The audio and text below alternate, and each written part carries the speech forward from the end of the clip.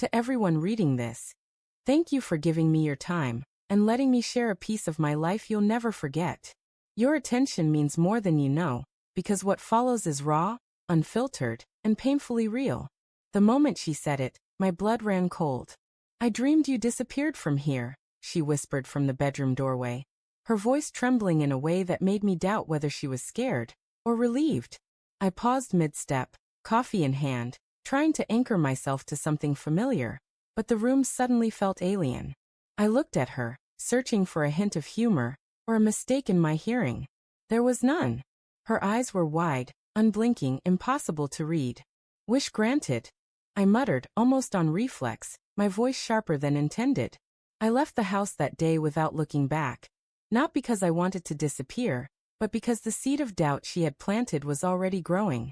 That night, I didn't sleep in our bed. I didn't even return to the house.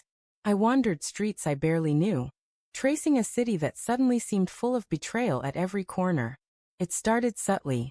Little things that made me hesitate, that made my mind spin in loops I didn't want to take. The missed calls she pretended she didn't see. The faint perfume I didn't recognize, lingering on her clothes. I caught glimpses of a smile in photographs she said were innocent, a laugh that didn't belong to our memories. My rational side screamed denial. My heart begged for reassurance, but the more I tried to ignore it, the more I noticed. Weeks later, I stumbled upon an unopened letter tucked behind our shared bookshelf, something she must have hidden with precision. The handwriting wasn't hers, though the envelope was addressed to her. My hands shook as I unfolded it. The words were small, careful, calculated. It was a note from someone she met at work. Someone she had introduced to our life like a friend, but in truth, they had already been threading themselves into her heart, step by deliberate step. When I confronted her, she laughed. Not a soft laugh, not nervous. It was light, flippant, like my words were an inconvenient interruption to her carefully curated story. You always think in extremes, she said. Maybe I just enjoy attention. Maybe I just needed someone who listens. I felt the room spin around me, walls closing in as if the air itself was betraying me. I didn't leave that night. I couldn't. I stayed in the silence that came after, imagining every word, every gesture I had misread. I replayed dinners, arguments, quiet moments on the couch. Each memory turned brittle, sharp-edged, like frost-cracking glass. My trust had once been a sturdy fortress. Now it was sand slipping through my fingers. The slow unveiling continued. Phone screens I shouldn't have seen, messages I shouldn't have read, they all painted the picture with unerring clarity. She spoke to someone in ways she had never spoken to me. Laughter in her texts that I hadn't heard, subtle complaints, unguarded desires.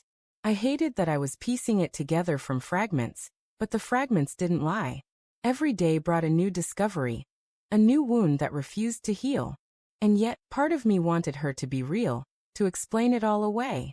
I wanted the world to be simple, my marriage to be redeemable. But the evidence accumulated faster than hope could gather. I watched her through the tiny slits of my broken trust, each glance revealing more duplicity than the last. The final straw wasn't dramatic, at least not outwardly. It wasn't a fight, a scream, or a confrontation. It was a quiet morning, sunlight falling in lazy stripes across our bed. I found a note, hastily scribbled, tucked under her pillow. 3 simple words. I can't stay. I stared at it for hours. I traced the pen's movement with my eyes, memorized the pressure of her hand, and finally realized she had left me the way she left herself in so many moments before. Quietly, leaving only shadows behind. I didn't need confrontation anymore. The betrayal wasn't something to argue with. It was something to survive. I packed my things with care, savoring the finality. Every item I touched, every photograph I folded into my bag, was a ritual of reclaiming myself. I paused at the threshold one last time, inhaling the scent of a life that had been mine and watching it turn foreign. She appeared in the doorway, eyes wide again, but this time filled with something she hadn't felt before, surprise. I didn't expect you to leave, she said, her voice trembling, unsure whether it was accusation or disbelief. I always do what I say, I replied softly. No anger, no triumph, just a quiet determination. And now wish granted.